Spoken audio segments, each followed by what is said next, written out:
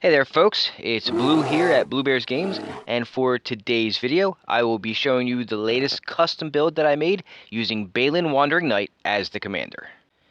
This build was done very differently than all of my past custom builds, and there's a story as to why, which I'll tell you in just a bit. But first, before we get started, I'd like to take a moment to ask for your help in supporting my channel, which can be done in the following ways. Subscribing to the channel, sharing any of my content on your socials, watching some of my many other videos, purchasing super thanks, purchasing channel memberships, purchasing decks that you may have seen on this channel directly from me on the Blue Bears Games Facebook page, and/or visiting our sponsor at arcane-fortress.com and using discount code BlueBear at checkout if you decide to purchase any of their amazing gaming supplies from them. Anything that you do will help support my channel immensely, and I thank you for it. Now that that is out of the way, let's get to today's video. So here's the story. This build is for a friend and fellow moderator of the Budget Magic group on Facebook. The same friend, in fact, who sent me the Angels Secret Lair deck to do an unboxing video of. This friend asked that if after I was done making the unboxing video, if I could then scavenge the Angel deck to make a Balan Voltron Commander deck from some of the pieces. Of course I agreed, and after some back and forth, he ended up sending me a second care package full of cards from his collection that he thought would be good inclusions for this new deck. That left me with roughly half the deck left to flesh out, so we agreed on a price for the cards from my collection, roughly $50 to $60, and after a few months of more back and forth, I finally finished and can now show everyone what we were able to come up with. So, first things first. Let me introduce you to Balan the Wandering Knight in case you don't know what it does. Balan is 2 white and 2 generic mana to cast for a 3/3 legendary cat knight with first strike and 2 other abilities. The first of those abilities says that Balan Wandering Knight has double strike as long as 2 or more equipment are attached to it. The second of those abilities says that for 1 white and 1 generic mana, attach all equipment that you control to Balan. Bear in mind that that last ability can be done at instant speed during any player's turn. When you look at everything that Balan does, there's really only one way to build it, and that's as an equipment-based Voltron, so that's what we did. Now let me show you the deck, but I'll preface this by telling you that the way I'm going to show you will be a little different than I normally do. I'm going to start by showing you his cards first, then I'll show you what I added from my collection to fill out the rest of the deck. So the first thing I'll do is I'll show you that he sent me a Balan Wandering Knight in the second care package. I've already gone over what Balan does, but I still wanted to show you that this was one of the cards that came in the care package. Next, I'm going to show you the lands that were his. These were all scavenged from the Angels deck that was the Secret Lair. So I scavenged from it Emiria, the Sky Ruin. I mean, it's the most obvious one that you would choose because it's an all-white deck, so you're going to have enough planes for the ability to work. Nykthos, Shrine to the Nyx, because again, it's a mono-white deck. It's going to have nothing but white cards and then, of course, artifacts. So this is a natural choice. War Room for the card draw. Arch of Araska for the card draw. And of course, Bonder's Enclave for more card draw, because white has a weakness with card draw, so I wanted to shore that up a little bit. And they all came in the Angels deck. Myriad Landscape, probably one of the easier choices because it's going to be mostly planes in the deck, so you're of course going to go get 2 of them. And then the rest of them were the planes that were included in the Angels deck. The only problem I have with this, and they may actually have to be switched out, is just like every other Secret Lair card, you can see how badly they're curved. I attempted to try to uncurl them. I just don't have any of those silica packets that you can use, so I tried other methods. It didn't work, so hopefully they can go ahead and do that themselves. As for the ramp cards that were his cards, most of the ramp cards in this deck came from the Angels deck. So things like Everflowing Chalice, because at worst, it's a 2 to cast mana rock that can tap to add 1 colorless, and at best, it can do a lot more. The Soul Ring from the deck, the Arcane Signet, which I have told him to change this out to a Thought Vessel if he has one, because you don't really need to have an Arcane Signet in this, because it's a monocolor deck. Mind Stone, Marble Diamond, and then Pearl Medallion. And it seems kind of weird to have the Medallion in here because the amount of white cards in here is far less because this is a artifact-heavy deck, but there are quite a few white cards in here, and it will benefit the deck a lot. Sadly, when it comes to creatures that were his cards, there was only one. It was Pure Steel Paladin. It came from the Angel deck, but it's the most natural choice for a equipment heavy Voltron themed deck because it can be a secondary commander if you need to. It can be a really good card just in general for a deck that uses equipment, so it was an auto include basically.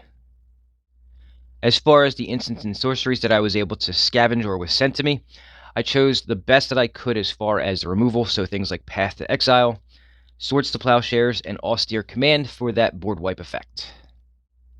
The enchantments that were included that were his cards came from the Angel deck again. It was Sigarda's Aid. It was actually an extra card in the Angels deck, and it's a special edition foil, so unfortunately, because it's a Secret Lair, it's also what they call Pringled. I tried again my hardest to uncurl them as best as I could, and it just didn't work out. So unfortunately, he's going to have to try it when he gets the deck back.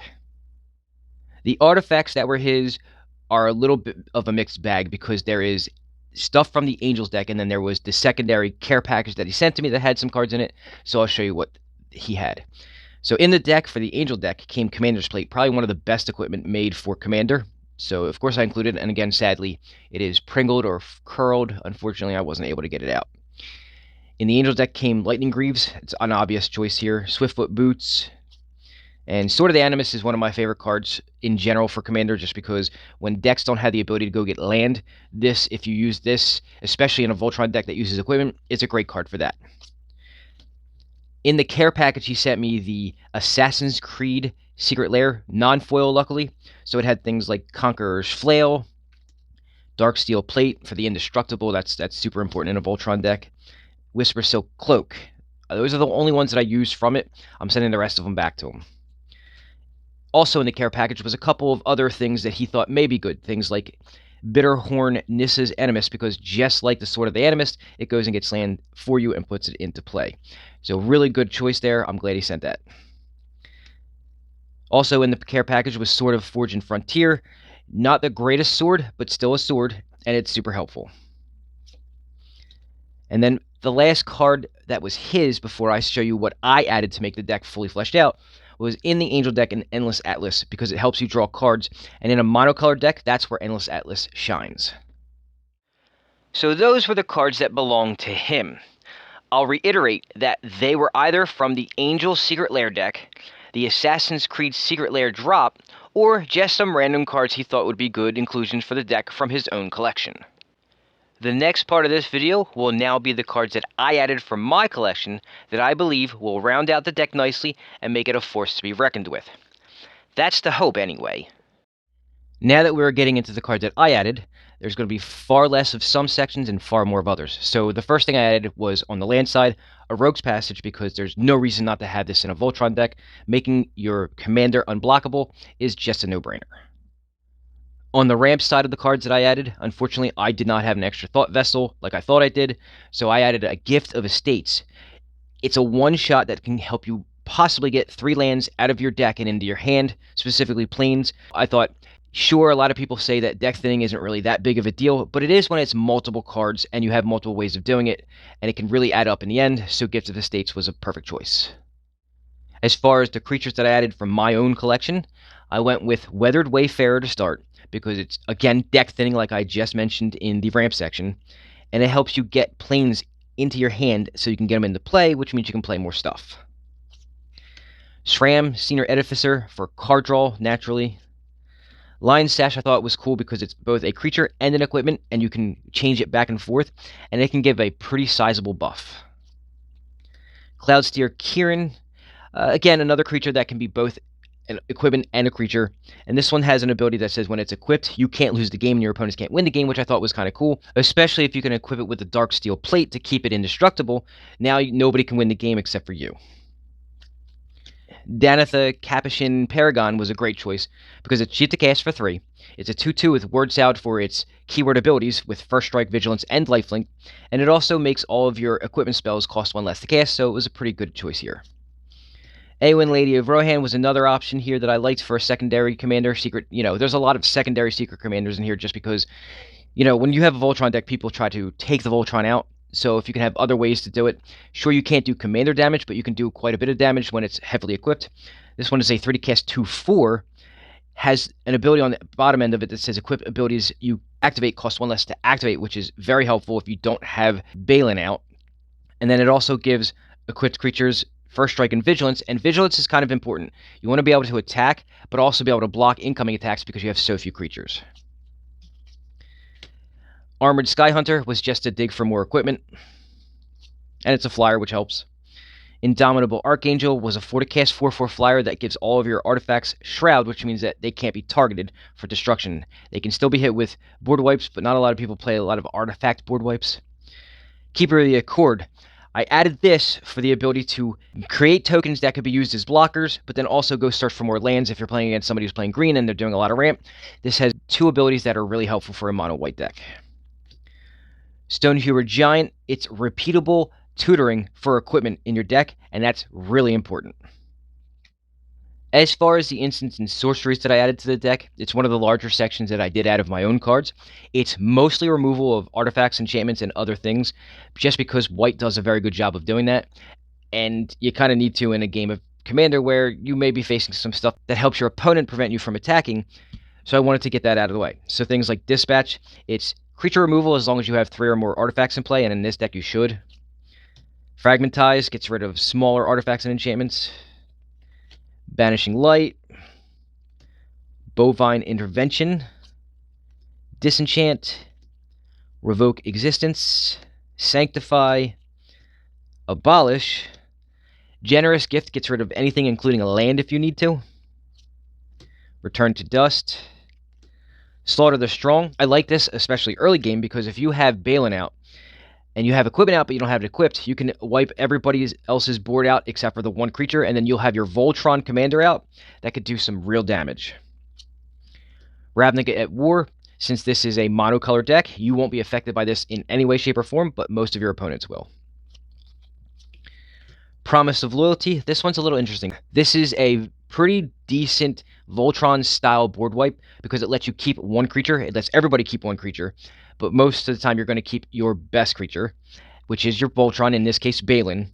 And this also helps get rid of indestructible creatures, because it makes them sacrifice them, and that's why I chose this over other things like Divine Reckoning. And the last card that is an instant/sorcery is Open the Armory, because, let's just be honest, it's a tutor, and monetarily it was cheap enough to fit the budget that I was given. Now I'll show you the enchantments that I added from my own stuff. We'll start off with Quest for the Holy Relic. I added enough creatures into the deck that it should be able to be used, and the ability that it has is to be able to go and get an equipment card and put it onto the battlefield and attach it to a creature. So basically it's a tutor, but a long game tutor. Darksteel Mutation pretty much is just a prison enchantment that takes away 1 creature from being able to do anything. Most of the time you're going to put this on a commander. Dawn of Hope. A 2-cast enchantment that says whenever you gain life, you may pay 2 generic mana, and if you do, draw a card. So it gives you good card draw. And then it creates 1/1 lifelinkers for you with no downside to it other than it costs 4 to do, but you should have extra mana available to do so. So I thought this was a good way to help give you blockers that also give you life, which will help you stay alive longer. And then the last enchantment was Court of Grace, because this will help create 1/1 or 4/4 flyers for you, which is a big weakness to a deck like this where there's not a lot of flying. So I wanted to shore that little thing up. And it also introduces the Monarch aspect to the game, which if you're the Monarch, you get to draw extra cards. And finally, the last section of cards that I added to the deck from my own collection will be the artifacts. Most of them will be equipment, obviously, but not all of them. So we'll start off with Bloodforged Battle Axe. This is a self-replicating equipment, so it'll get a bunch of different equipment onto the battlefield that you can attach to any of your creatures. Colossus Hammer is a staple in most Voltron decks, mostly budget stuff, but even non-budget. It's 1 to cast and gives a big buff of +10/+10, but it makes the creature lose flying, and the equip cost is 8. Balan gets around that by being able to use its ability, but the flying part, the benefit to that is if a creature loses flying and then later gains it, unless there's something that says they can't gain it, it gains flying again. Balan doesn't have flying anyway, so it doesn't really matter. Golem Skin Gauntlets is an equipment that I usually put in a lot of my budget builds. The ability is to give +1/+0 for each equipment attached to the creature, and you should have a bunch of equipment attached to something, and it should make it very big. Black Blade Reforged is another one of those, usually a staple in a Voltron build. It's 2 to cast and 7 to equip, except for on a legendary creature it equips for 3, and it gives a rather sizable buff of +1/+1 for each land you control. And that's the reason why I put so many different things that go and get lands out of your deck and put them into your hand so you can put them into play and make the buff even bigger. Hero's Heirloom, another one of those cheap to cast, cheap to equip, gives a buff of +2/+1, and then if the creature is legendary, and there are a few other legends in here besides Balan, it also gives it Trample and Haste. Trample is quite important here. It's a form of evasion for a Voltron build. Inquisitor's Flail is a 2 to cast and 2 to equip again, and it gives the equipped creature the ability to deal double the damage that it would deal, but also take double the damage it would take. The benefit here is that if you have it on Balan, you now only need to do 11 combat damage with this equipped to commander damage somebody out of the game. Rogue's Gloves is basically here for card draw. Short Bow is here for a couple of good keywords. It's 2 to cast, 1 to equip, so both cheap to cast and equip. It gives the creature a small buff, but it also gives Vigilance and Reach.